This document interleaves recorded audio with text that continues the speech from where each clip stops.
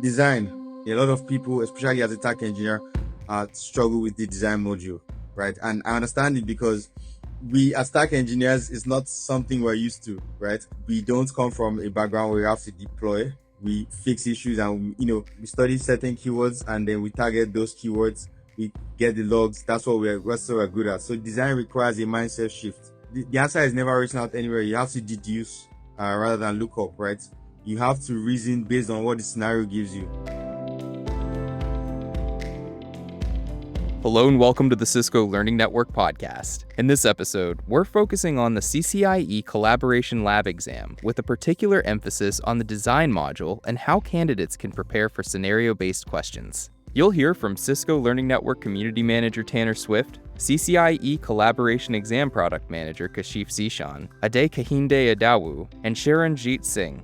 Together, they discuss upcoming exam updates, the addition of an AI module, Webex Calling migration, practice lab preparation, and the shift from troubleshooting individual issues to thinking like a collaboration architect. For candidates preparing for the exam, this conversation offers guidance on how to study documentation, prepare under time pressure, evaluate design requirements, verify solutions, and use AI as a study partner without letting it replace hands-on preparation.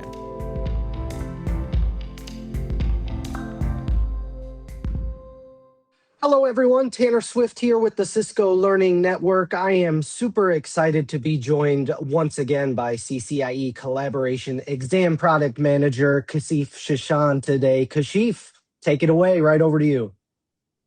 Thanks, Tanner, and really excited to co-present with Ade and CJ for this unique session that we have in store for you.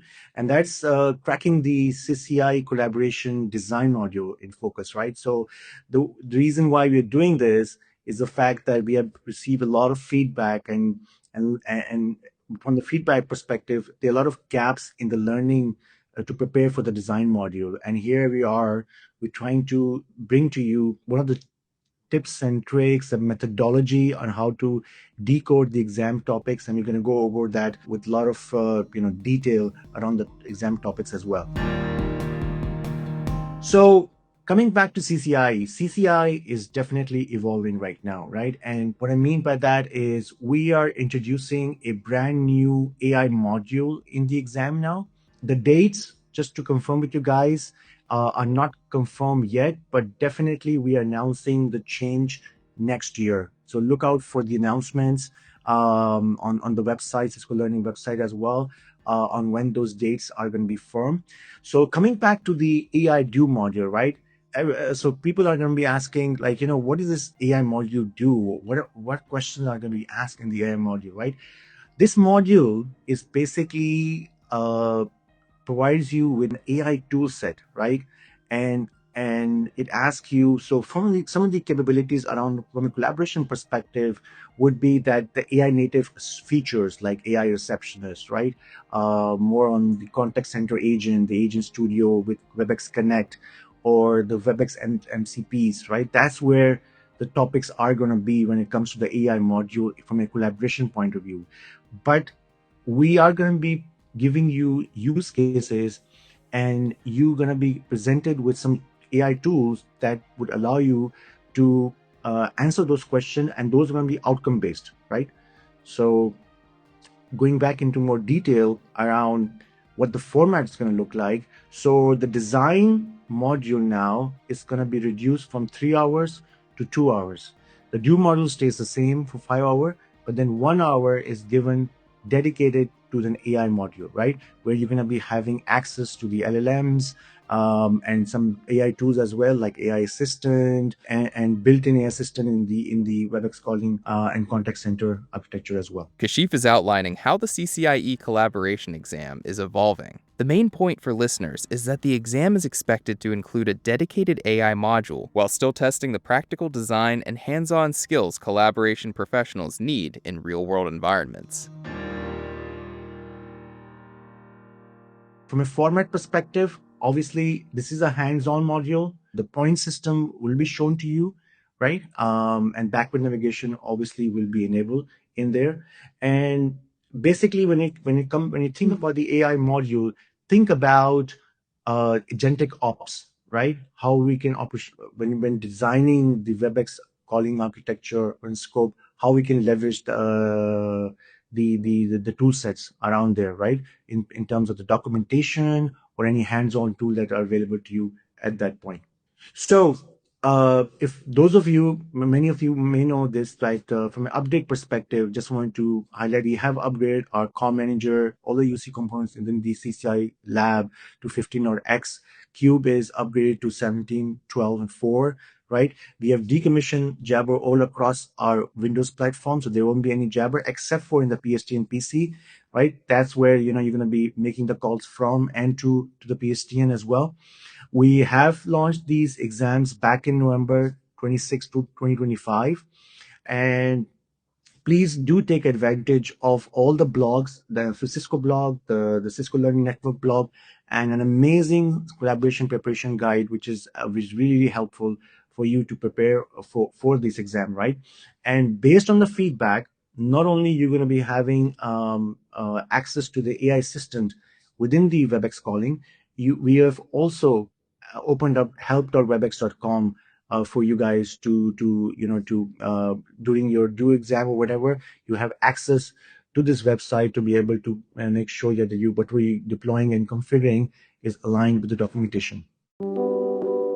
So when you look at the current topics, there are about 220 topics on the current exam.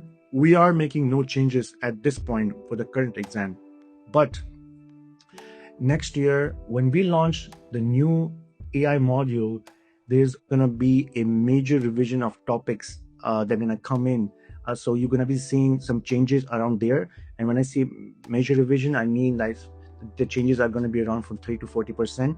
And the topics that we're going to be including mainly would be AI. We can expand on the contact center. We can expand on the security framework, the observability solutions from there, and the cross-architecture solutions that are coming in from a collaboration perspective as well. So you see that there's a convergence of all these solutions coming in together. So how to approach the design module, right? That's the big question. And what really, looking at the past performance of the exam, I see that a lot of people are scoring less in the design module. That's why we are presenting this session to give you some tips and tricks, right? So when you look at the design module and the question itself, right, it's not a memory recall of the SRND or CVD or preferred architecture documents, right? What we are giving you is set scenario, and we are asking you questions on that, and you need to answer those questions based on the justified, right, under the pressure, right, under time. Obviously you are under time pressure, but you need to make sure you make the right judgments on those questions. For the design module, the emphasis is not just knowing a feature or remembering documentation. Candidates need to read the scenario, identify the customer's business and technical requirements, and choose the answer that best fits the overall solution. And obviously, it spans across the whole blueprints, which I'm talking about 220 topics, right? So we are giving you a more focused topics here to prepare the design module on, right? And making sure that when you answer those questions, it has to back by a source of document or rationale that, how would you deduce to that conclusion when you're answering that question. So when you go into the design module and when you're preparing for the design module, I want you to wear a hat of a design engineer, right? Where you are, think of it in being involved in a whole PPDI cycle, right? Where you prepare, you plan, you deploy, implement, operate, optimize, right? You have to look the context around the whole solution. So read those documents very, very carefully, because there could be minute changes in different forms that are presented to you. And so that's why we are always asking you to read those questions, right? Because there's context there, and you have to keep the solution in play, solution in designing, right? Not point product designing. We're not asking you from, when we're talking about high availability or resiliency or scalability, there is obviously, features that are presented in the design from a product perspective, but then we have to look at, I want you to look at from a solution architecture perspective of when we're asking those questions. So read the new resources, right? Look for any changes in the requirements. There is partial scoring within the design module as well. So a lot of matrix questions, as you know, there would be partial scoring in there. And last but not least, don't expect that whatever you're asking in design would be, correlated or given to you in the do module as well. There is a progressive storyline from a migration perspective, but that does not map to one-on-one on the design module itself.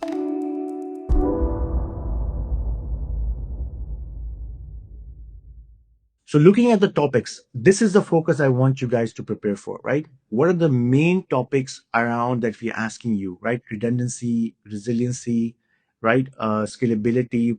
But the key topics that we want you to focus on is migration from on-prem to Webex calling, right? That's where everything lies here, and that's the theme of maybe the case study that we're presenting to you, the scenario we're presenting to you might be that, right? And everything revolves around it, right?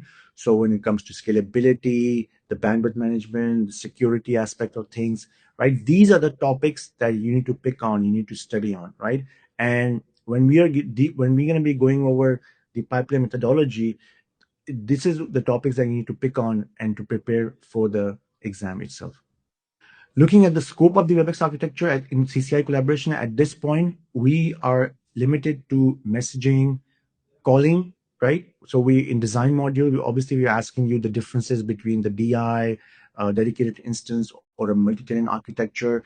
There would be some contact center in there as well, and then the local gateways. So when we are designing this solution, right? Now, obviously, CJ would, allude more to it, but it's a creative process, right? Because we need to map the business requirements to the technical requirements, making sure that the product is capable to meet those gaps. But as we go on with these complex projects, we always find out, right? And there's a gap between the actual expectation of the customer and the reality of what product can deliver, right? So you need to make sure, and that's why this function designing, it becomes a lossy function. There's always going to be some gap around to meet that customer expectation, right? It's balancing between the business requirements and technical realities, and that's the job of the real architect, how to map that and make it as close as possible to what really customer wants.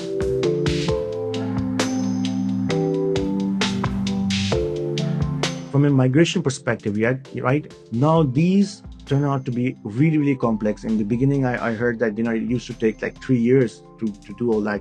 But as the product are evolving, the feature parity between the call manager and the Webex calling is getting leaner and leaner. So there could be a lot of workarounds, because obviously people who have been working on call managers for a very, very long time, they know that those the clicks on different topics of dial plan optimization and all that might not be same as in the Webex calling. So there is always a learning curve, right? So that's why a detailed knowledge of the Webex calling architecture is required and is part of the scope in the exam, right? And I see that if you're starting out new, Webex Academy is the perfect prep resource for that, right? So make sure that you go and study that if you're not familiar with Webex calling. So that's very, very critical, because again, those requirements are really essential to understand, right? And Webex calling is not a call manager. This is an important point for candidates who have spent most of their time in on-premises collaboration environments. A migration to Webex calling may involve familiar concepts, but the architecture, available features, supported devices, and operational tools can be different. That's why Kashif emphasizes understanding the full solution rather than relying only on past call manager experience. So when it comes to migration, you need to make sure, when we're asking you those questions, keep in mind the high-level business requirement that we're asking you. There could be some tweaks around there which might trip you when answering those questions, right? So we could be asking you, right, either you want to go greenfield or migrate let's say you have a 15-year-old architecture running within your enterprise, right? There's always going to be some compromise that you need to make. right? From a customer perspective, it could be cost, it could be time delays, complexity. We might have some old phones that might not be able to register to the Webex calling, right? How would you cope with that? Now, greenfield could be a very good thing sometimes, right? We start off really fresh, but majority of the customers don't want to do that, right? They want to make sure that whatever investment that they have made on Cisco collaboration architecture, is protected, right? So once you do that, right, it's not really making the calls work and all that, right? It's about sustainability, redundancy, right, and monitoring, like RTMT, control hub analytics, or quality of service reporting.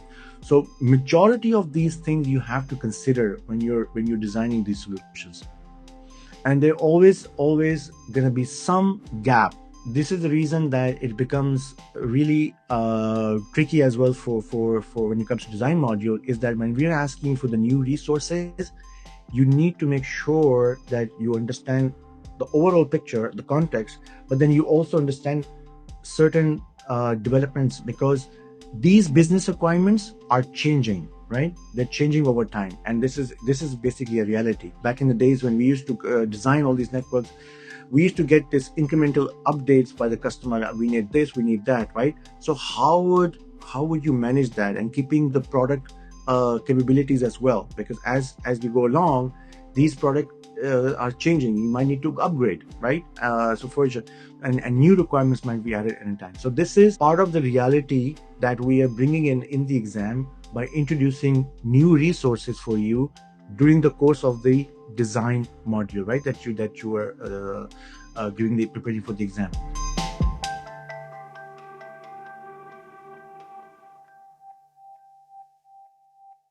Understand the need, the criticality of what we're asking you, and we might be asking you some different things. Don't get distracted over some of the points that we have delivered already to you, right? Look at the context and answer those questions. So one of the core advices that I have for you from a design model perspective, the secret weapon for the design section is the elimination method, right? So multiple options are there in the design module that might work, right? And know this, right? These solutions are tailor-made. So even by referencing the SRND and CVDs and PA might not be the best solution for you, right? They're just best practices. But then we tailored them for our customer requirements, right? So we are providing you with all the documentation, the email, the topology diagrams. You should look for the differentiator constraints right over there, and make sure you can eliminate those distractors in the design items that we have asked you. So let's say, give you an example. If you're down to two choices, go back to the document and look for a single keyword, right? We are asking you what are the priorities that the CTO wants from you, right? It could be opus reduction, it could be security architect end-to-end encryption, it could be minimal user disruption, right? That single word could be a tiebreaker when you are selecting these options, right? And when I look at the successful candidates who are preparing, who are coming and giving the exam, right? The difference is that they know how to extract those hidden requirements from those documents that we have presented to you. And then you're not being tested on the commands and all that. You're being tested on the judgment. We want a business outcome from you, right? So from a resource perspective, what we really want from you is to answer that's aligned with the business outcome that the customer wants from you. So every document, every email snippet or diagram is there for a reason. And your job is to make sure you can connect those dots together, which is compliant with the solution architecture that you're designing for. Okay. I'm just going to be very briefly talking about a design module preparation methodology pipeline that I've developed. And this is much more unique to make sure to give you that personalized view when you prepare for the design module, right?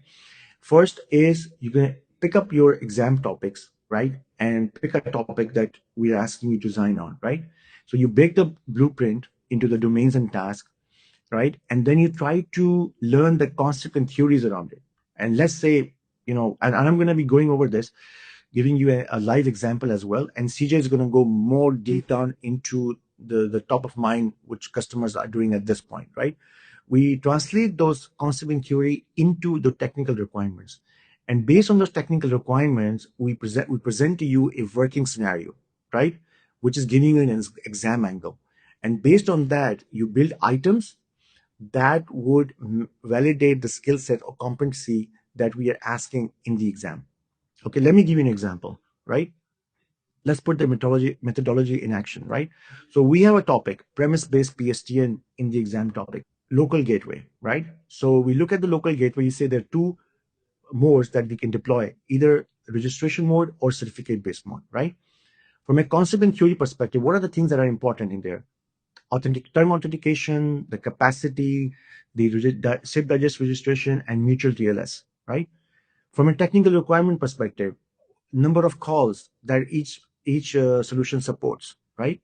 What is the difference between the domain? What are the key differences from a exchange certificate perspective? That those call flows are very or exchange certificate call flows are important, right? From a design working scenario, you need to design an 1800 concurrent calls through one local gateway. How would you do that, right? Then you build exam items based on that. You can build multiple choice, single answer, multiple answer, matrix questions. You can do all that. That would validate the skill set. That would validate that particular topic on the exam topics, right? And test you on the competency for the design module. Next, Kehinde-Idowu shares his preparation experience as someone who's passed the updated CCIE Collaboration exam with Webex Calling integration. His segment is especially useful for candidates looking for practical study habits, timing strategies, and ways to use practice labs effectively. Thanks for having me. My name is Ade. I work in TAC Collaboration at Cisco, and over the next few minutes, I'll be going through how exactly I did it and where I can help you the most. So I think first, a little bit about me. I work in the UC applications team. So we deal with CUCM, Webex, Java, Unity Connection, some of this covered in the exam. And I'm doing this because I was the first to pass the updated version with the Webex Calling integration. And on timing, people always ask me this. It took about 7 months. So my first attempt was in February, at the end of February, and 3 months later in May, I passed the exam. So I started studying daily, active prep, focused hours daily from November 2025, and then took my first attempt 4 months later. So that's about 7 months in total. And now I'm just going to go through where I started from and how exactly I prepared for the exam. So I think first the qualifying exam, which is the CL Core exam. Depending on where you are, you might not have taken this. So I studied for this with the Cisco CL Core course, and basically, I was working from a team where I had very narrow experience, just working on some applications, and the bulk of the exam was core routing. So this was where I started to understand a lot of, the theory and the concepts, infrastructure, QoS, all of that. So this was the real start for me, and it's also the qualifying exam. So if you haven't taken that, this is, you should be starting the study there. And then the prep guide, Kashif's CCIE Collaboration prep guide. It maps each domain to documentation and what you need to know for each domain and each exam topic. So resiliency, high availability, and there's a lot of good stuff in there. And very important for me, especially on my passing attempts. And for the Webex calling part, I think this is a lot of people may fear this part, or especially a lot of people who have majority of their experience on premise. This was also very new for me. So for this, I used a lot of documentation. Also, Webex Academy, I think Kashif mentioned earlier. Those were, the key documents for me there. And also, I'll talk a little bit about the Cisco practice labs. So the practice lab were launched recently, I think, and then it mirrors the real exam. You have sample questions, very similar to, not the same, but very similar to what you face in the exam. The same idea. You have the same software set, the same devices. You have show commands to verify your solutions. And I used these sessions very close to my exam for speed and familiarity, especially for someone who has never taken the exam.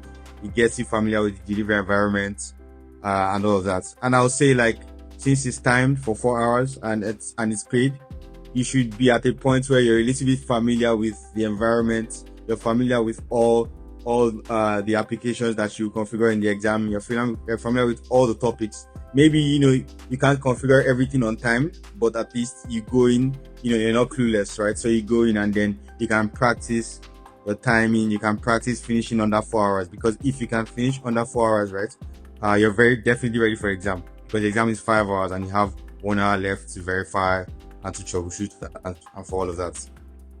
Now, aside from the paid options, I know many people, you have your home labs, you have your VMs in ESXi, which will cover the on-prem part. So it's important to build the lab, build it, break it down, do it daily, repeat until you're very familiar with everything, and majority of all the failures you can come across, right? And then in D Cloud as well, we have some very good labs on migrating to Webex Calling. So for people who never taught Webex Calling and want to understand from an on-prem perspective how you move from UCM to Webex Calling, this covers the whole life cycle, device onboarding, what devices are supported, licenses, and all that. So this is, practice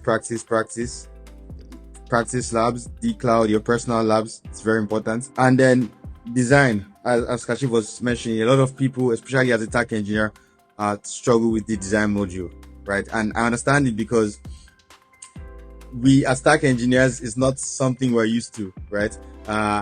We don't come from a background where we have to deploy. We fix issues, and we study certain keywords, and then we target those keywords. We get the logs. That's what we're good at. So design requires a mindset shift. And first, I think the answer is never written out anywhere. You have to deduce rather than look up, right? You have to reason based on what the scenario gives you. And so in practice, for me, it meant I read the brief first. I wrote the facts down myself before I, even looked at the options, right? I needed to understand, okay, based on the brief and what the customer is trying to do, stuff like what PSTN options do they have? What are they using for internet breakouts? Are they mid-migration? They have multiple sites. What sites are migrated? What of their existing hardware is supported, for Webex Calling and things like that. And also, you have to know what doesn't apply, right? A lot of the questions have there's sample questions where you have to select all that apply. And so it's as much as knowing what applies and knowing what doesn't apply. So you can have an idea of what's right, but you also have to know what's wrong as well, so you don't lose points, right? So you have to rule options out as much as, picking the right ones.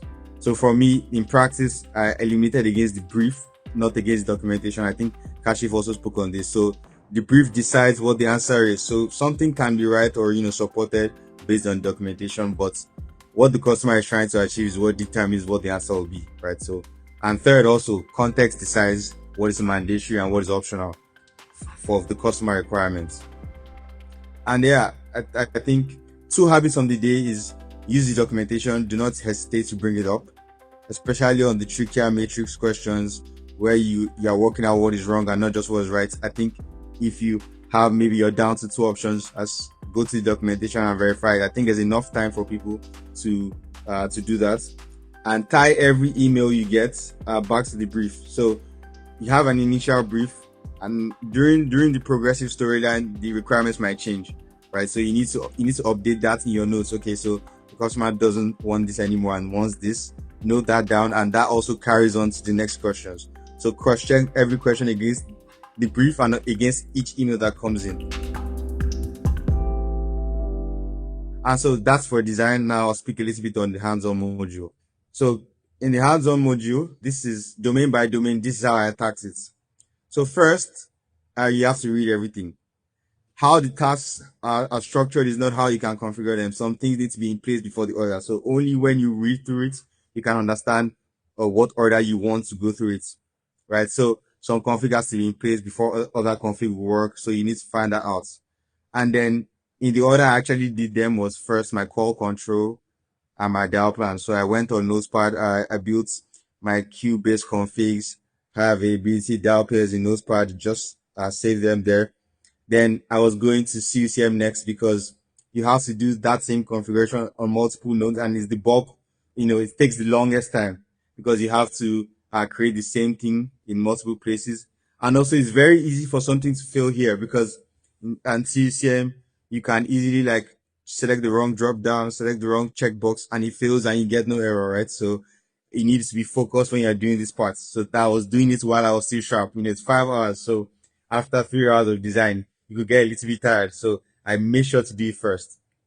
And then next I went, my user profiles, my DNs, my CSFs, service profiles, then edge services, expressway, base config, clustering certificates, depending on what the exam asks you. And then fourth, media resources. So you configure MTP, based on, the question requirements. And the final part, was the Webex calling integration, right? So there you talk about your locations, your numbers, your transition patterns, your dial plans, a little bit different from how it is traditionally in CUCM. As you study for the exam, you learn that. So, and then when you do this, you also have to talk about your local gateway and adding your managed gateway, enrolling your cube as a local gateway, installing the connector and all of that. So, I was targeting to do this in 3 hours, 30 minutes to 4 hours, right? And then keep the last hour for testing. So I think the more you practice, at first when I told myself, I want to do this in 3 hours, 30 minutes, it sounded unrealistic. But the more you build that muscle in labs, it's very possible to do that under that time. So for testing, two things here, and I think very important. So there's no partial credit, only points for working solutions, right? So for me, once I'm done with the config, I'm testing the bottom line first. So can I make the calls? Is it following the expected call flow? Is failover working? Voicemail and all of that. So that's the bottom line. But then there are requirements in each task. So I go back to each task and verify line by line. Okay, any specific settings, call names, calling numbers, do I have that right as well? So that's where you don't lose any small points, so because you can make little misconfigs there while your calls are working, and that might lose you some points. So after I made sure that the calls were working, I went back to test this one by one. And so you have to check. And the time trap, one thing I'll say is a lot of people, especially me, it's when you first look at all the questions and everything you have to do in the exam, you can get easily overwhelmed and you can get stuck, analyzing the detail. You can get bogged down on the details, but you have to build momentum really quick. It's timed. So if you spend maybe 30 minutes and you haven't, made any movement, you're going to start panicking when you see you have 4 hours left or 4 hours, 30 minutes left. So quick wins, do what you can configure really quickly. Some things don't need, the biggest analysis. So you can go into those things fast, get them done. So you're taking tasks off your checklist, right? And that way you're progressing and then you can finish, in the time. And this is something that practice teach you anyway. So I suggest starting quick, look for what you can do straight away. That doesn't require too much analysis and get that done so you can build some momentum that carries you on. These are some of the commands I was using, in my practice on the lab. First one, show run config, section voice. This, just gave me a block of all my voice related configs, my dial pairs, in case I wanted to verify anything was right, if I missed anything. So this for me was the quickest way.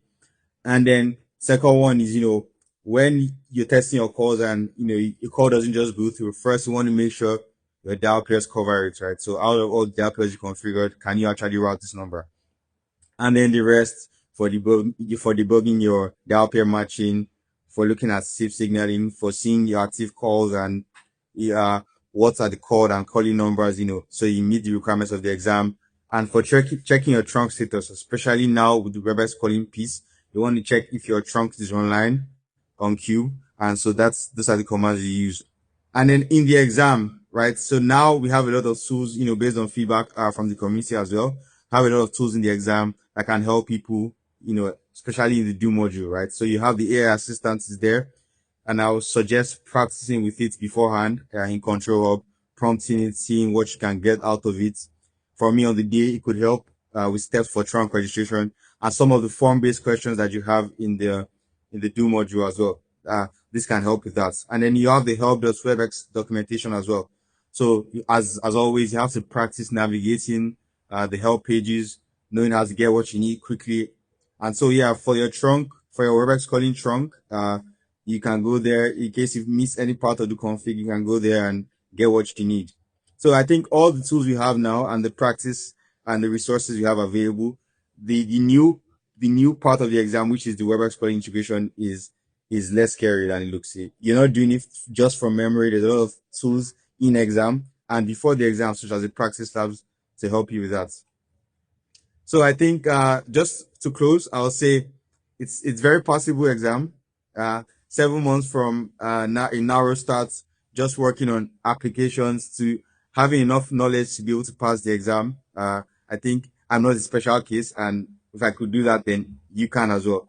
So the resources are there. You have what you need: the prep guide, the practice labs, Webex Academy, some free labs in the cloud. Yeah. So I think it's doable. Go and book it. And yeah, thank you.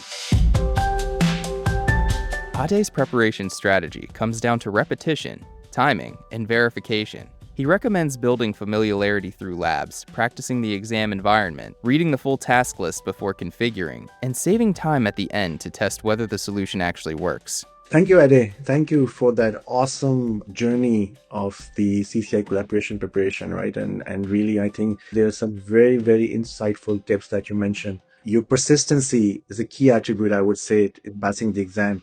And not only that, when it comes to CCIE collaboration, we all know that, right? How troubleshooting and diagnostic skills can be very, very important, right? So when you're presented with some of the things in the lab, don't expect everything would work, right? You need to troubleshoot the issues, right? I mean, the SIP trunk, you need to know the relevant debug commands, the show commands.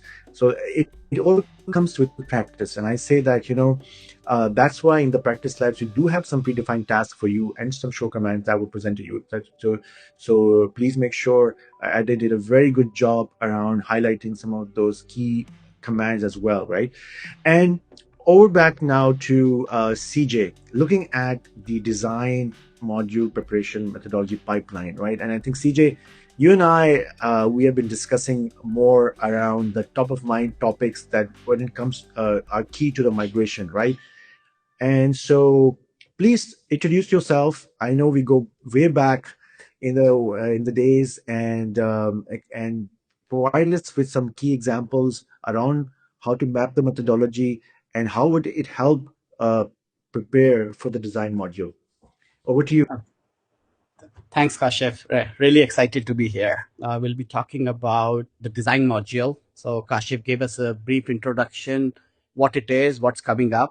And Ade told us about how critical and how a different mindset is required for design module, right? It takes us away from our daily troubleshooting configuration. Like this module brings everything together. So yeah, you need that architectural intent mindset. And that's what we'll be covering. I joined as a tech engineer as well back in 2003. And now I am a solution architect in Cisco Professional Services for the last 18 years.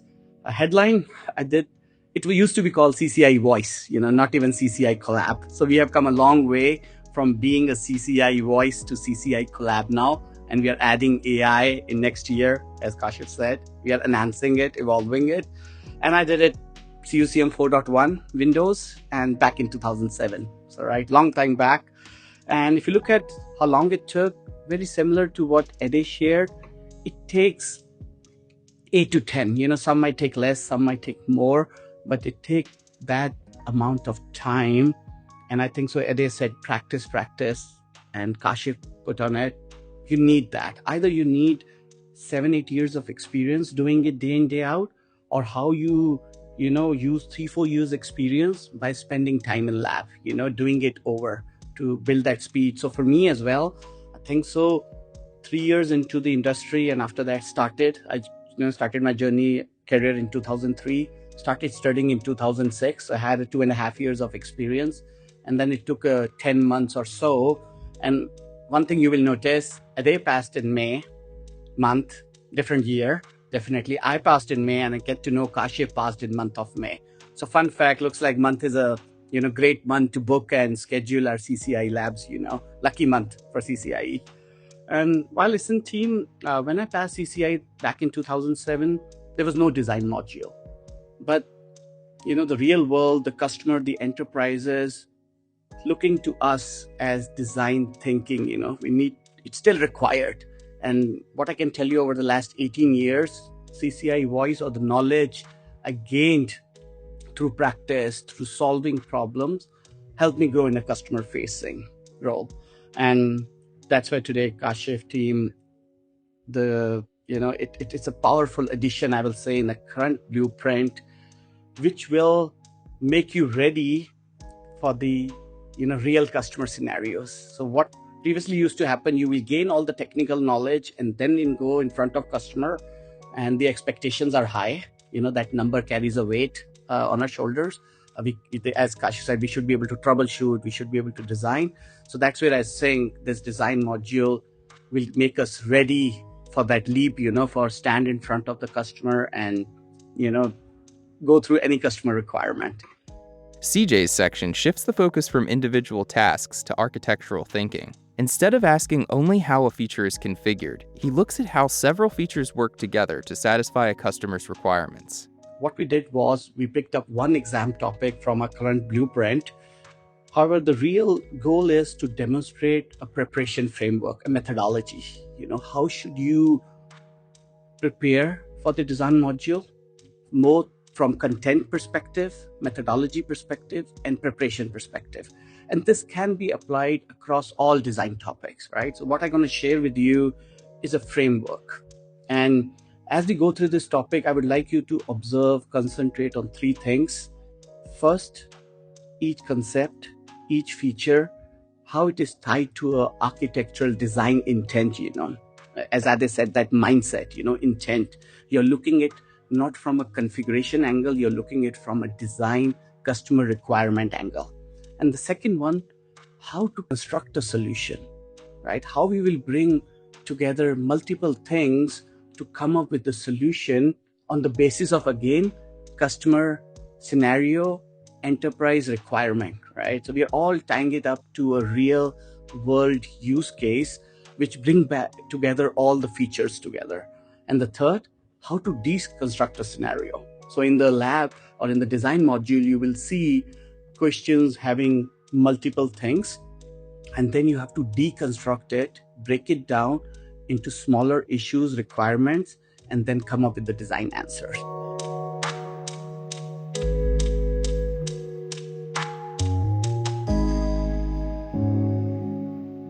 So first topic, what we picked up today from the blueprint was global dial plan and UCM call routing design. The reason we thought this will bring the most value or show you the framework, because you ask anyone, dial plan, especially global, is the heart of any customer requirement or solution.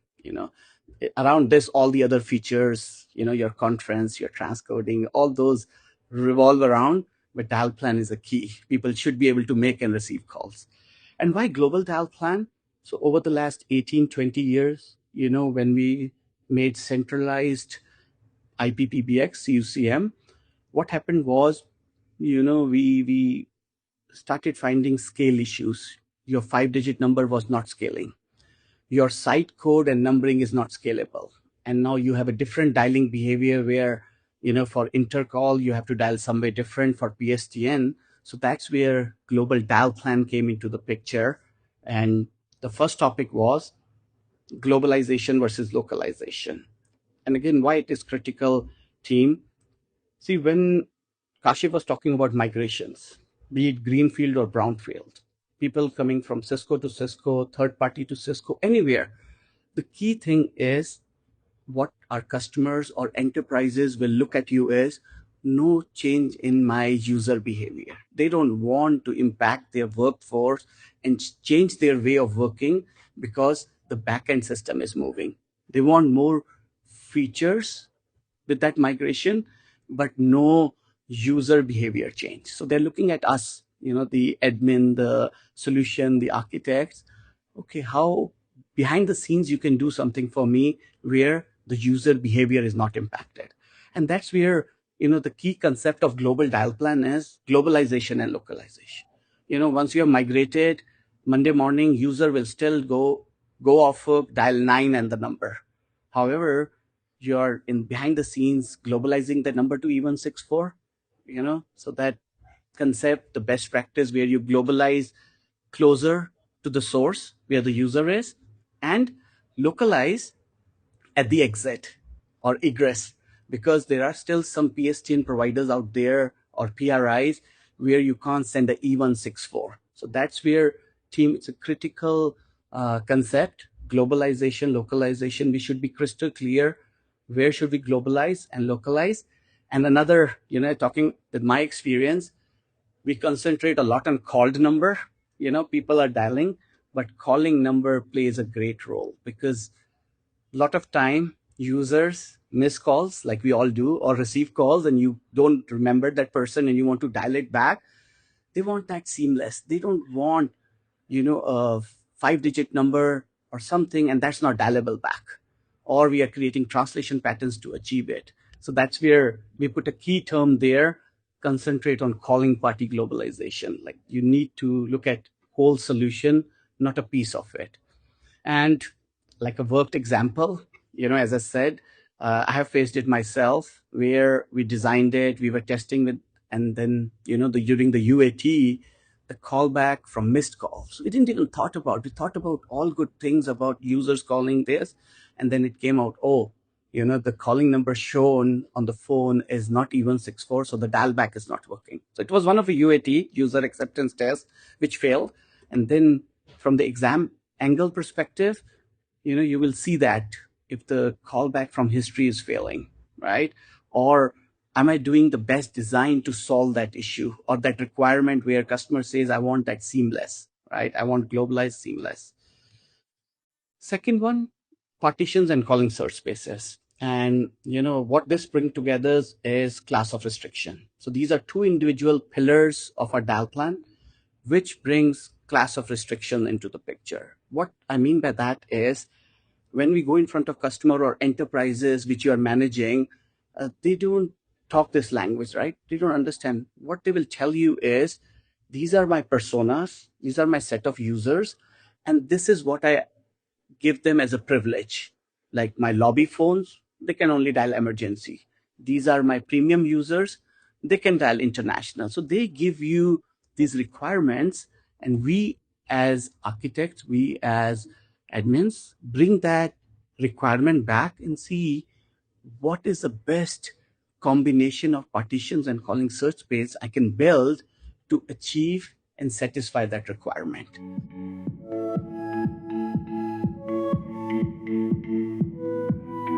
So again, critical to know all the concepts. What does a partition do? It's assigned to a number. Calling search space give access to dial that number. Good. But main part from design module is how we're going to bring it and stitch it together. And concept remains same, what they do, but few things to look out for. Order matters, like when CSS has all the partitions from line and device, which order you configure which partition matter, because when you have a conflict, if you have two patterns fighting for each other, they are the exact or the longest match, whichever partition is higher will take preference. So same construct, you need to look out for that. And another is line device approach.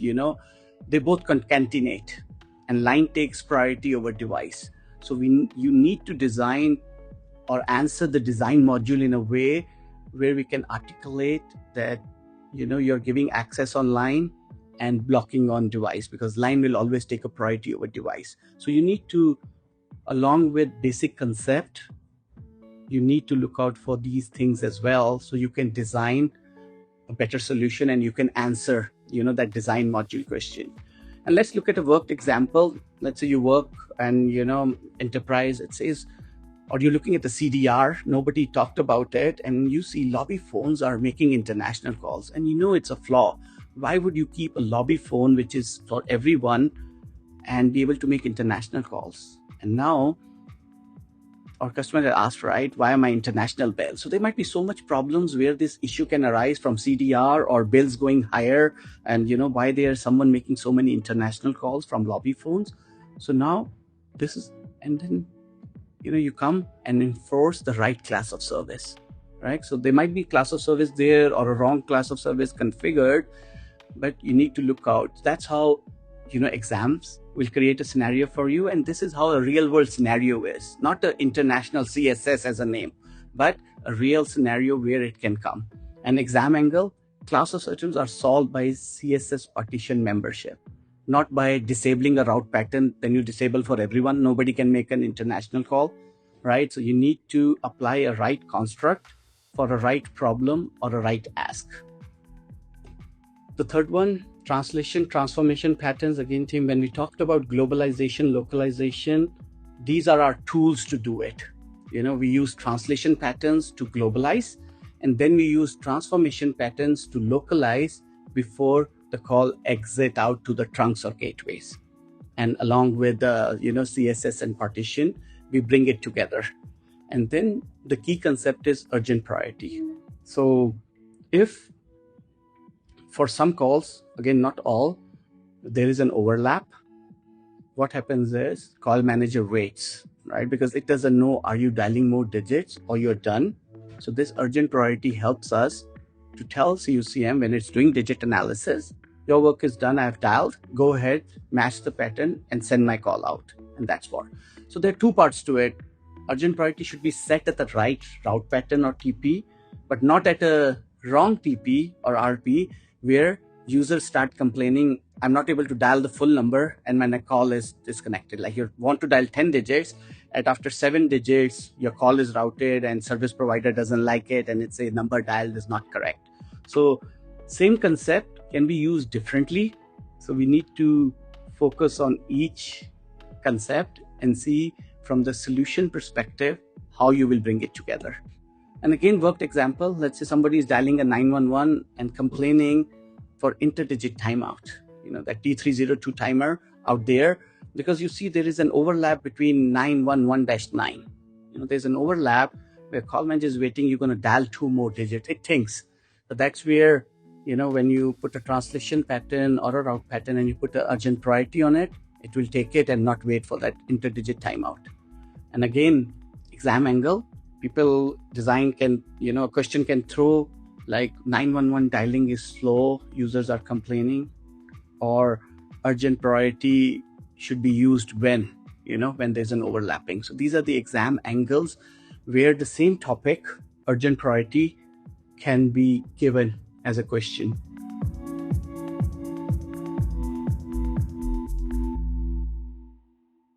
And the last one, local route group and path selection. This one, I think so, Kashif came back in CUCM 7.1. Great feature from Cisco, I will say. Before that, it used to be everything site specific, right? Your CSS partition, because there was no way to decouple route patterns from route list to trunk. There was a combination. It used to flow like this. But what local route group did was it decoupled. It decoupled our route patterns from our route list or an end gateway. We moved around the configs, and the main concept was site-specific device pool. Let's take the local route group and the gateway on the device pool of calling, and CUCM knows, okay, this is what my exit point is, and then we point a route list to standard load route group. So what it meant was, instead of we putting the whole 7 constructs, CSS partition, route pattern, route group, route list, all, cut down the number of route lists we need, cut down the route patterns and CSS. So it standardized our centralized our dial plan.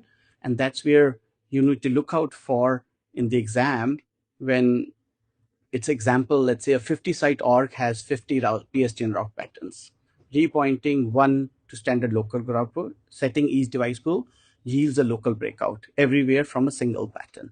So that's where you're looking for in your exam, those questions where, it's asking for single pattern to route PSTN or least number of CSS partitions or the construct required to make this call through, right? Or it can be call egress at the wrong site or one pattern required for all sites. So as Kashif was saying, how to search in the big documentation, what keywords, same way when you're preparing, look out for these keywords, and see how a local route group can be used in 10 different ways. And what are those keywords you're looking for while practicing in the lab, and same way when you will be eventually giving your attempt for the lab, So you need to look out for that. Thank you, CJ. That was fabulous, and I hope the viewers can take really advantage of this. So, some of the key takeaways, right, that I would present here to prepare for the design module, right.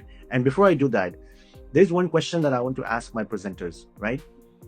How much AI can help you to prepare for the exam versus where AI cannot help you? So, I would like that answer from you, Eddie, first, and then CJ.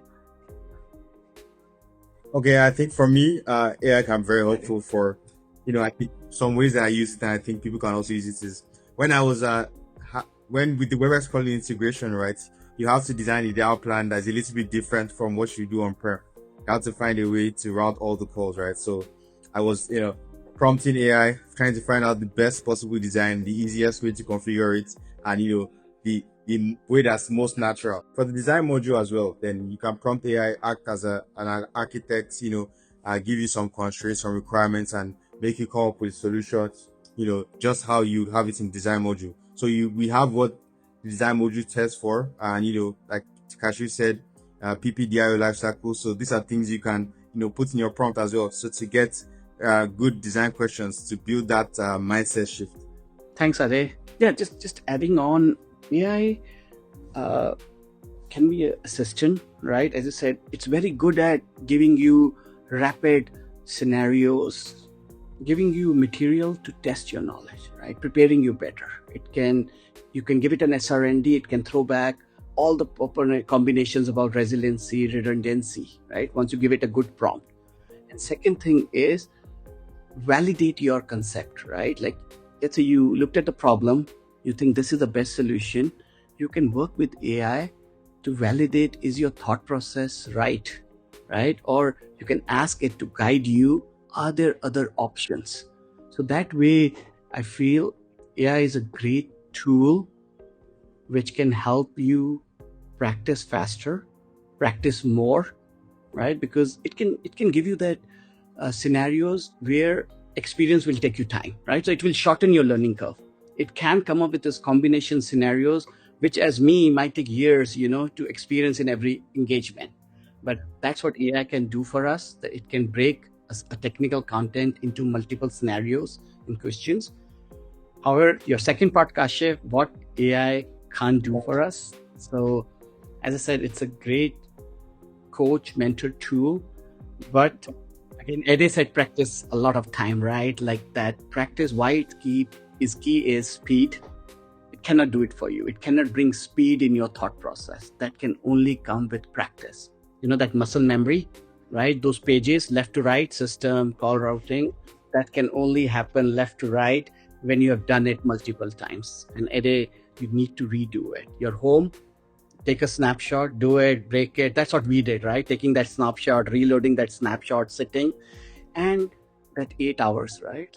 So that's where I believe AI should be used at the end. Once you have done all your concepts, you have practiced enough. Now you're looking for more material to test your knowledge, to test your answers, but you cannot replace the study time and the practice. And another one is, I'll keep it out there, use AI as a study partner, right? But AI has hallucinations. We have all seen it. How good our prompt is, how much material you gave, it doesn't know no for an answer, so it will come. So please rely on practice labs, official Cisco documentation for diagnostic, real technical content. So you need to. Ade and CJ both describe AI as a helpful study partner, but not a replacement for hands-on preparation. AI can generate scenarios, test your reasoning, and explain concepts, but candidates should still verify information against official Cisco documentation and build speed through practice labs and repeated configuration work. Thank you, CJ, for answering that question. So I'm gonna be just last key takeaways, right, guys, for this session are to follow. There aren't that many resources for the design module out there. I understand that, right, and that's why we're presenting you this session for you to prepare for the design module. And how you're going to do that is follow the methodology as we have illustrated to you with the working example by decoding the exam topics and theory, translating the business requirements into the design or configuration needs, right?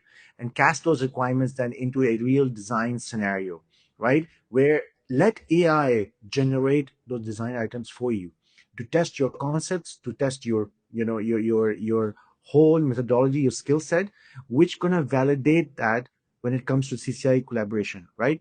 And making sure that every answer has an authoritative source of document, like maybe it could be CVD, PA, or whatever document there is, right?